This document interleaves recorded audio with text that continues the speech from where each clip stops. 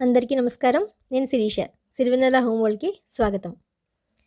ఈరోజు వెంకటేశ్వర స్వామి గురించి ఒక మంచి స్తోత్రం మనకి ఆరోగ్యంగా ఉండడానికి. ఎందుకంటే ఇప్పుడు ఆరోగ్యమే మహాభాగ్యం అన్నట్టుగా అయింది. ఒకటి తర్వాత ఒకటి మనల్ని ఏదో ఒకటి ఆరోగ్య సమస్యలు వెంటాడుతూ ఉంటున్నాయి కదా! అవన్నీ లేకుండా ఆరోగ్యంగా మనకి ఒక కవచంలాగా ఉండడానికి వెంకటేశ్వర స్వామి వజ్ర కవచం ఈరోజు వీడియోలో మీ అందరికీ తెలియచేద్దాం అనుకుంటున్నాను. మా అమ్మగారు ఎప్పటినుంచో ఇది నేనంటే ఇప్పుడు కానీ మా అమ్మగారు వెంకటేశ్వర స్వామికి ఆరాధ్య దైవంగా కొలుస్తారని మీకు ఇంతకుముందు చాలా వీడియోస్లో కూడా చెప్పాను. వెంకటేశ్వర స్వామి మీద నేను చాలా వీడియోస్ కూడా పోస్ట్ చేశాను మీకు. ఈరోజు చిన్న వజ్ర కవచాన్ని మీకు కొంతమంది తెలిసే ఉండొచ్చు, తెలియని వాళ్ళకి తెలుస్తుందని చెప్పని ఈ వీడియో ద్వారా షేర్ చేద్దాం అనుకుంటున్నాను. ఈరోజు వీడియోలోకి వెళ్ళడానికి, ముగ్గు చూడడానికి, అలాగే ఏం పాట పాడాను, ఏం పూజ చేశాను అనేది తెలుసుకోవడానికి ముందు మొదటిసారి మన ఛానల్ ఎవరైనా చూస్తుంటే కనుక ఛానల్ సబ్స్క్రైబ్ చేసుకోండి. అలాగే పక్కనే ఉన్న బెల్ ఐకాన్ క్లిక్ చేసి ఆల్ క్లిక్ చేస్తే నేను కొత్త వీడియోస్ పెట్టగానే మీకు నోటిఫికేషన్స్ వస్తాయి. ఒకవేళ మీరు నా ప్రీవియస్ వీడియోస్ చూడాలి అనుకుంటే డిస్క్రిప్షన్లో చాలా వీడియోస్ లింక్స్ ఉన్నాయి. చూడని వాళ్ళు ఎవరైనా ఉంటే చూడొచ్చు. నేను ఇంతకుముందు కూడా చెప్పాను కదా, వెంకటేశ్వర స్వామి ఐశ్వర్య మహామంత్రం కానీ, 7 శనివారాల పూజ కానీ, కర్పూరం బిళ్ళలతో చేసుకునే వెంకటేశ్వర స్వామి పూజ కానీ, అలాగే 24 కేశవనామాలతో చేసుకునే పూజ కానీ చాలా వీడియోస్ మీకు షేర్ చేశాను. మీ అందరికీ అవి ఎంతో నచ్చాయి. ఈరోజు పూజ కాదు, ఒక మంచి స్తోత్రం. మనకి అనారోగ్య సమస్యలు ఎప్పుడో అప్పుడు ఏదో ఒక టైంలో మనల్ని వెంటాడుతూ ఉంటాయి. వాటిని తప్పించుకోలేం, కానీ కొంచెం ఉపశమనం పొందడానికైనా ఖచ్చితంగా ఈ వజ్ర కవచం చాలా బాగా ఉపయోగపడుతుందని మా అమ్మగారు ఎన్నోసార్లు నిరూపించారు వీటిని. ఎందుకంటే మన వాళ్ళు ఎవరైనా బాగోకపోతే కొంచెం కష్టంగా ఉంటుంది కదా మనసుకి. మాకేదైనా చిన్నగా అనారోగ్యం అయినా కూడా అమ్మ శనివారాలు పూర్తి ఉపవాసంతో ఉంటూ ఉంటారని చెప్పాను కదా, ఇవి చదువుతూ ఉంటారు. నాకు కూడా చెప్పారనమాట, కొంచెం నాకు ఒంట్లో బాలేదని చెప్పినప్పుడు ఇలా చదువుకో మంచిది అని చెప్పన్నారు.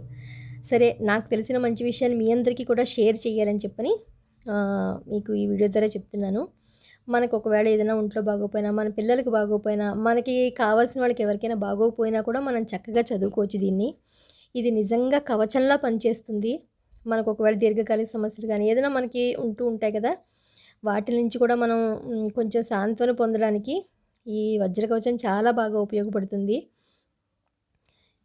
ఇది మనకి ఎక్కడ మనకి బాధగా ఉంటే అక్కడ మనం చేయి పెట్టుకుని, అంటే ఇప్పుడు తలనొప్పో లేకపోతే ఏదైనా వేరే సమస్యలు ఉన్నప్పుడు అనుకుని కనీసం 3 సార్లు కానీ, 7 సార్లు కానీ, లేకపోతే ఇన్ని రోజులు చదువుతాను కానీ మనం అనుకుంటే ఖచ్చితంగా వాటి నుంచి మనకి కొంత రిలీఫ్ అయితే కనిపిస్తుందని అమ్మ చెప్తారు. కలియుగ దైవం వెంకటేశ్వర స్వామి అని అంటూ ఉంటాం కదా మనం. అంటే పిలిస్తే పలికే ప్రత్యక్ష దైవం మనకాయన.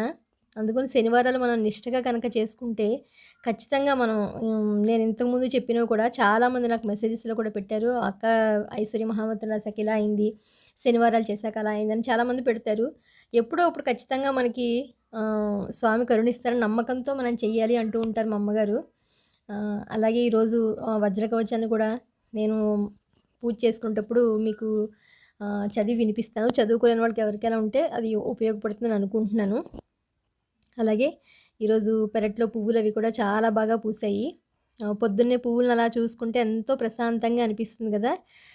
మీకు కూడా మా గార్డెన్లో పువ్వులు చూపించినట్టు ఉంటుంది. అలాగే వెంకటేశ్వర స్వామికి వాళ్ళు మాల కట్టి వేశాను. ఇంతకుముందు మా 6 అడుగుల తులసి మొక్క అని మీకు చూపించాను కదా, అది నిద్రపోయి మళ్ళీ అదే ప్లేస్లో కొత్త మొక్క స్టార్ట్ అయింది. అది కూడా పెద్ద మొక్క అయ్యి మళ్ళీ నాకు తులసి దళాలతో మంచిగా పూజ చేసుకునే రోజు వస్తుంది అని చెప్పని అనుకుంటున్నాను నేను. ఒకసారి మా గార్డెన్లో ఫ్లవర్స్ అవి చూద్దురు కానీ మనకి ఎంతో ప్రశాంతంగా అనిపిస్తుంది కదా పొద్దున్నే పువ్వులను చూస్తేను. నేనైతే లేచిన వెంటనే వచ్చి ఒకసారి మొత్తం గార్డెన్లోని పూలన్నింటినీ చూస్తూ ఉంటాను. పొద్దున చల్లగా గాలి వీస్తూ చాలా ఆహ్లాదంగా అనిపిస్తుంది నాకు మనసుకి. మన కుండీలో పెరిగిన 2, 3 మొక్కలైనా మనం చూసుకుంటే అది ఎంతో ఆనందంగా అనిపిస్తాయి కదా. ఇవన్నీ పాజిటివ్ వైబ్స్ మనకి, అంటే ప్రశాంతంగా ఉండడానికి మనకి ఎక్కువ ఉపయోగపడతాయి.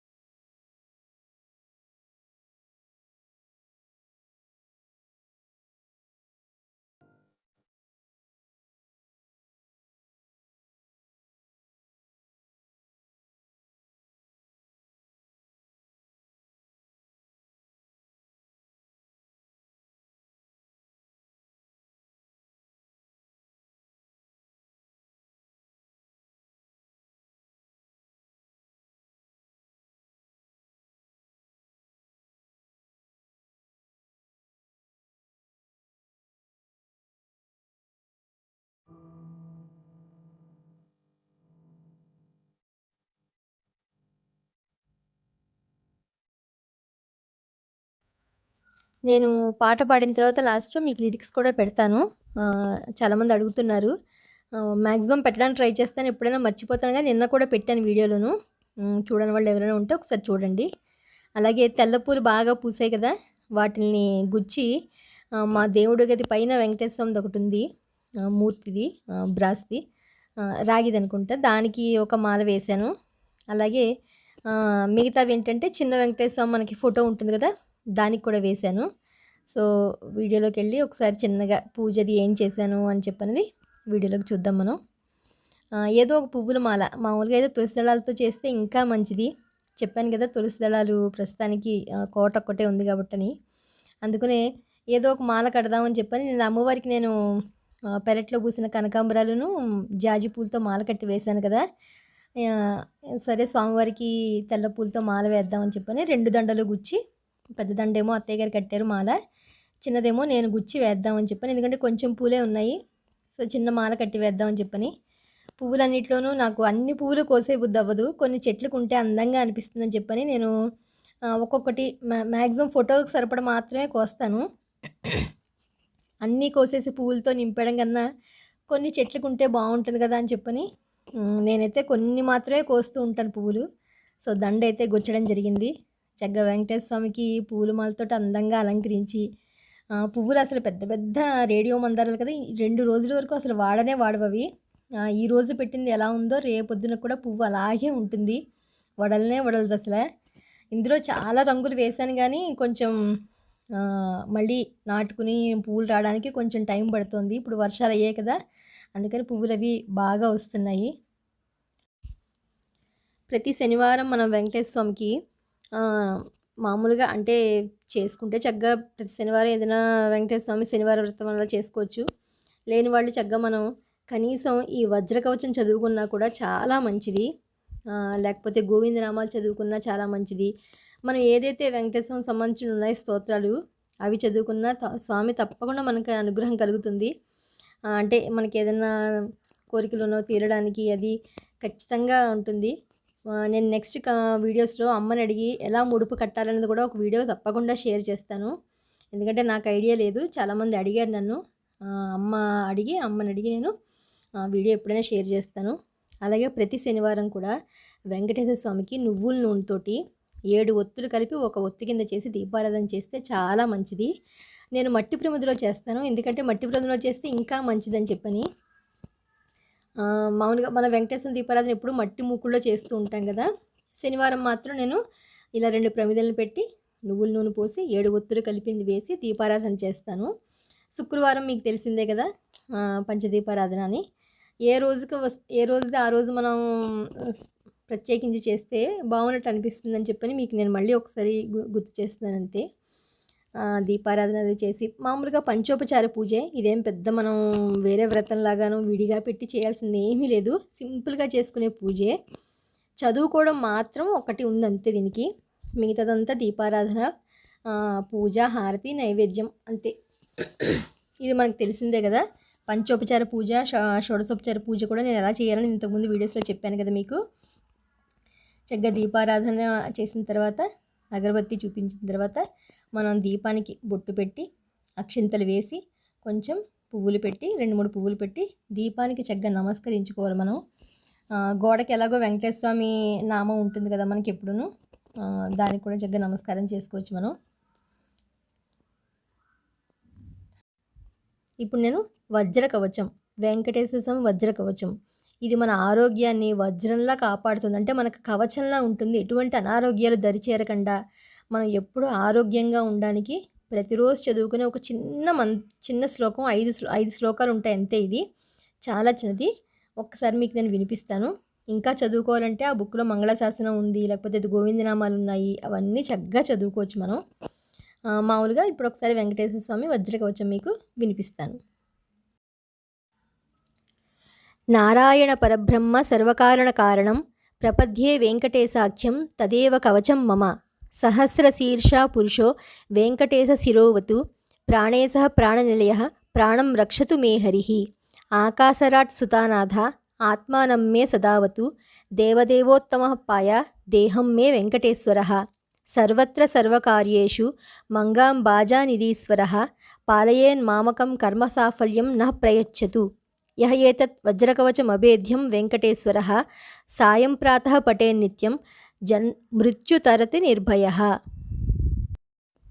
ఇది వెంకటేశ్వర స్వామి చిన్న వజ్రకవచం.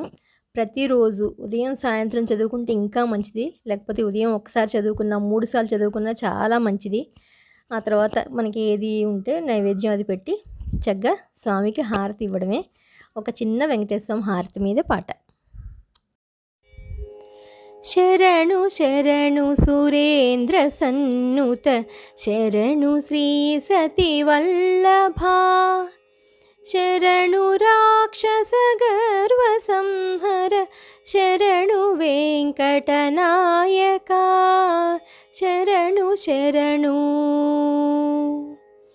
కమలధరుడును కమలమిత్రుడు కమలశేత్రుడు పుత్రుడు క్రమముతో మీ కొలువుకిప్పుడు కాచినారే చరికయా శరణు శరణు. అనిమిషేంద్రులు మునులు దిక్పతుల మరకిన్నెర సిద్ధులు ఘనతతో రంభాది కాంతలు కాచినారే చరికయా శరణు శరణు. ఎన్నగల ప్రహ్లాద ముఖ్యులు నిన్ను కొలువగవచ్చిరి విన్నపము వినవయ్య తిరుపతి వెంకటాచల నాయక మా విన్నపము వినవయ్య తిరుపతి వెంకటాచల నాయక శరణు శరణు సురేంద్ర సన్నుత శరణు శ్రీ సతి వల్లభా శరణు శ్రీ సతి వల్లభా. ఈ శనివారం పూజ నేను ఇలా చేసుకున్నాను. మీ అందరికీ ఈ వీడియో నచ్చుతుందని అనుకుంటున్నాను. మళ్ళీ ఒక ఇంట్రెస్టింగ్ వీడియోతో మిమ్మల్ని అందరినీ కలుస్తాను. అంతవరకు బాయ్.